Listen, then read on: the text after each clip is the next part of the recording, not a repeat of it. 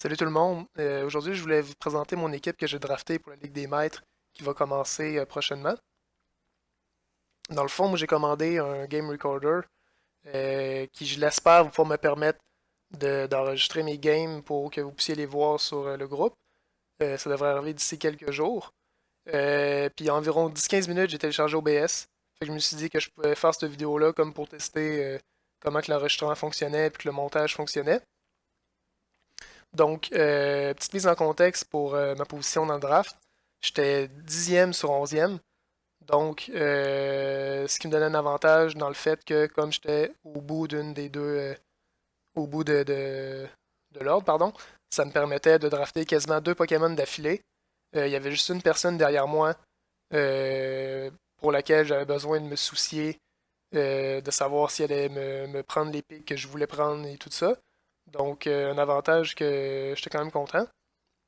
Par contre, le fait d'être dernier comme ça, avec le nouveau système de points, des G-Max et tout ça, je le savais que les G-Max qui étaient meilleurs allaient partir assez tôt.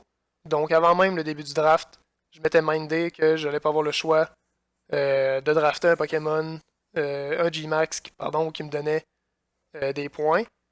En plus, ça allait me permettre de drafter des meilleurs Pokémon après dans mes free picks. Donc, sachant cela, le premier tour commence. Comme de fait, les meilleurs G-Max qui coûtent super cher partent dès le début. Donc, ça m'a pas surpris. Le game plan, il était encore, il tenait encore. Donc, quand c'est venu à moi, je m'étais dit que ça allait être très important de prendre des Pokémon de support défensif dès le début. Donc, quel meilleur choix que Dusclops, un Pokémon, honnêtement, avec l'Eviolite, qui va booster ses défenses qui sont déjà assez monstrueuses. Il est pas tuable. Plein de bonnes attaques de soutien comme Trick Room, Taunt, Pain Split, Will-O-Wisp, Ally Switch. Un Pokémon vraiment gossant pour se préparer. Puis en plus, il attaque Nightshade qui fait des dégâts consistants à chaque fois qu'il l'utilise. Donc un Pokémon super gossant. Ghost en plus, fait qu'on peut pas le fake out. Je suis content d'avoir eu parce qu'honnêtement, c'est un Pokémon que j'aime pas affronter. Deuxièmement, je m'étais dit qu'un Pokémon avec Follow Me ou Rage Powder, ça allait être super important. Idéalement, Togekiss parce qu'il offrait il offre aussi une option d'offensive. Mais Togekiss avait déjà été drafté. C'est pas grave. J'avais une DD qui m'intéressait autant. Une DD, en plus d'avoir Follow Me, il a accès à Psychic Surge qui met le Psychic Terrain. Fait que les moves comme Expanding Force, ça les rend super forts. En plus, ça bloque des attaques prioritaires. Il peut pas être fake out, il peut pas avoir de Aqua Jet, Extreme Speed, ces affaires-là. Follow Me, un des meilleurs moves en double à avoir. Je suis content de l'avoir eu. Donc après ça, il y a eu encore pas mal longtemps avant que ça revienne à moi de drafter. Il a fallu que j'attende que ça fasse un tour complet puis que ça revienne. Puis je m'étais dit que si Raichu puis Pincurchin étaient disponibles, fallait que je les drafte à ce moment-là parce que j'étais pas sûr que Pincurchin allait pas se faire drafter avant que ça revienne à moi. Je voulais Raichu en premier, mais j'ai drafté Pincurchin en premier. La raison pour laquelle je voulais Raichu, c'est que Raichu a des stabs électriques et psychiques qui sont boostés tous les deux par les terrains électriques et psychiques. Donc, j'ai drafté Pincurchin en premier parce que je voulais pas que la personne derrière moi le draft. C'était plus important pour moi de sécuriser Pincurchin que Raichu. Fait que j'ai pris Pincurchin pour la simple et unique raison qu'il y a l'Electric Terrain. Parce qu'honnêtement, ses stats sont pas très bonnes. Puis son move pool, à part les attaques électriques qui sont boostées par l'Electric Terrain, il n'y a pas de couverture de type offensive qui est très bonne. Puis pas vraiment de moves de soutien qui sont, euh, qui sont intéressants. Donc je l'ai drafté pour l'Electric Terrain. C'est pas mal juste ça. Raichu, par contre, l'habileté qui booste sa vitesse dans l'Electric Terrain. En plus, avec les moves du DLC comme Expanding Force puis Rising Voltage, ça fait des attaques monstrueusement fortes en double et dans les terrains respectifs. Fait que je suis content d'avoir drafté Raichu puis les deux Pokémon avec le terrain parce que ça va devoir créer des mind games pour mes adversaires quand ils vont devoir préparer contre mon équipe. De savoir si j'amène Electric Terrain, si j'amène le psychique ou si j'amène les deux. Euh, Puis Raichu qui peut être versatile dans l'un comme l'autre. Je suis très content. Donc là, encore une fois, plusieurs personnes draft avant que ça vienne à moi. Je voulais Arlucha, qui était tiers 1.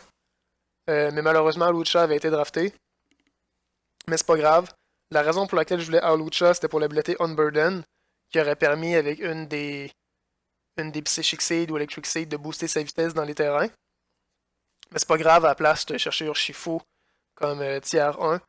Urshifu est un Pokémon super intéressant, avec son habileté qui permet de passer à travers de Protect, qui est quand même une attaque assez commune en double. Son habileté est assez importante pour cette raison-là. L'attaque Surging Strike qui fait toujours des coups critiques. Ça booste ses dégâts en plus d'ignorer les changements de stats. Très bon. Des bonnes stats, une bonne couverture de type offensive. Je suis content d'avoir Urshifu. Puis drafter Urshifu, ça m'a permis de choisir un autre Pokémon qui avait Unburden. J'étais allé chercher Hitmonlee dans le tiers D, qui était très peu cher payé, considérant surtout qu'avec l'habilité Unburden, j'ai une énorme plus-value à Hitmonlee. Donc un tiers D qui, tant qu'à moi, pour mon équipe, vaut beaucoup plus qu'un tiers D, dans le contexte que j'ai les terrains. Donc Unburden, ce que ça fait, c'est que ça double la vitesse quand un objet est consommé, comme un Psychic Seed ou un Electric Seed. Hitmonlee, qui est pas très rapide à la base avec Unburden, ça vient le booster. Ça le rend menaçant venant d'une attaque de 120. Stab, close combat. Pleine couverture de type comme Rock Slide, Earthquake, Poison Jab, Knockoff, Blaze Kick. Des super bonnes attaques qui permettent de toucher beaucoup de types. Très content d'avoir réussi à avoir un Pokémon comme Hitmonlee dans l'équipe. Donc là, le draft revient à moi. Il me reste 120 points. Je me dis que je vais drafter un tiers 2 tout de suite de mes 120 points. Parce que je le sais que je vais drafter un Pokémon qui me donne 40 points. Puis je vais pouvoir après ça aller chercher le free pick qui me manque. Donc je regardais la liste des tiers 2. Puis je me suis rendu compte que Sylveon avait réussi à passer sous le radar jusque-là. Fait que je me suis dit c'est maintenant ou jamais. J'ai pris Sylveon. Sylveon a type Fée. Jusqu'à maintenant, j'avais pas de type Fée dans l'équipe. Ça va m'aider contre les Dark types. L'avantage de Sylveon, sa gimmick, c'est Pixelate. Avec Hyper Voice, ça rend Hyper Voice de type Fée. Ça touche les deux adversaires, puis en plus, ça booste la puissance. Sylveon, il a accès à plein de moves de support et de soutien aussi. Très content d'avoir eu Sylveon. Un bon Pokémon que je suis surpris honnêtement qu'il ait toffé aussi loin dans le draft. Et enfin, c'était le tour que j'ai drafté Copperajah G-Max. Comme je disais tantôt, c'était prévu dès le début que je voulais un Pokémon qui me donnait des points. En regardant la liste des points qui donnait plus 60 points, c'était Pikachu, Eevee puis Meowth. Honnêtement, je voulais aucun de ces Pokémon de marde là.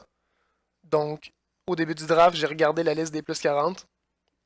Encore une fois, je trouvais que la liste c'était pas des Pokémon que je considère très bons. Mais j'ai vu Copperajah qui se démarquait par son attaque puis son HP. Son HP de base 122, un coup Gigamax, ça double les PV.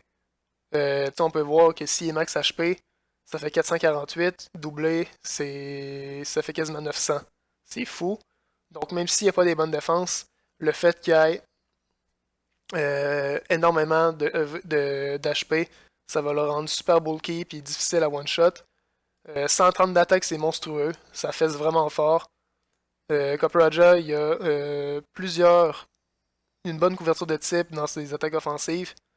L'effet du G-Max Copperajah, ce qui est intéressant, c'est que les attaques steel vont placer comme un peu des Stealth Rock.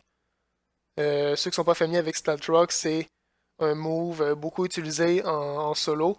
Ça fait que chaque Pokémon qui vont switcher en entrant sur le terrain vont prendre des dégâts dépendamment de leur faiblesse ou de leur résistance aux types proches. Et l'attaque G-Max de Copperajah, ce que ça fait, c'est que les attaques steel vont placer un Stealth Rock, mais au lieu d'être un Stealth Rock de type roche, ça va être un Stealth Rock de type acier. Donc, les dégâts que les Pokémon vont prendre en rentrant sur le terrain va se faire en fonction de leur faiblesse ou de la résistance au type acier. Copperajah aussi, la raison pour laquelle j'ai drafté Dusclops au tour 1, c'est que je savais que Dusclops c'était un des meilleurs placeurs de Trick Room dans le metagame. En plus d'Inlady que Follow Me, qui augmente encore plus les chances de réussir à placer Trick Room. Puis Copperajah, qui est un Pokémon très lent, qui profite grandement du fait qu'il y ait un Trick Room sur le terrain. Dusclops va être là pour le soutenir, Indeedee aussi. Donc, Copperajah, qui n'est pas un bon Pokémon en soi, dans le contexte d'équipe, peut être bon, considérant aussi qu'il m'a donné plus de points, qu'il m'a permis d'aller chercher Urshifu et Sylveon. J'étais assez content. Donc, à ce stade-là du draft, rendu au 8e pick, j'avais eu tous les Pokémon que je voulais, toute la stratégie que je voulais, je l'avais. J'ai pas été snipé dans mes choix ni rien, j'étais assez content. Donc là, il me restait 2 choix encore à faire. Puis pour être honnête, j'avais aucunement réfléchi plus loin que drafter Copperajah. Donc il me manquait un C-tiers, puis j'ai regardé la liste. Il n'y avait vraiment rien qui m'intéressait. Jusqu'à temps que je vois Unpheasant, qui est un Pokémon que j'ai tout le temps considéré comme étant super mauvais. Puis en le regardant, je me suis rendu compte qu'il pouvait apprendre Tailwind. Puis que c'était un dernier Pokémon encore disponible qui pouvait apprendre Tailwind. Fait que je me suis dit, parfait, pour cette seule raison-là, on va le drafter. Fait que j'ai drafté pour Tailwind, qui va me donner du speed control. Fait qu'avec Tailwind et Trick Room, ça me fait 2 formes de speed control pour l'équipe. Parce que mon équipe, c'est pas la plus rapide. Elle peut bénéficier du fait d'avoir Trick Room ou d'avoir Tailwind comme support. Et le dernier Pokémon que je suis allé chercher, j'avais 40 points. Fallait que j'aille chercher un tiers D. J'ai regardé la liste, il restait plus grand chose de super bon. J'ai vu que le Lurantis était là, c'est un type herbe.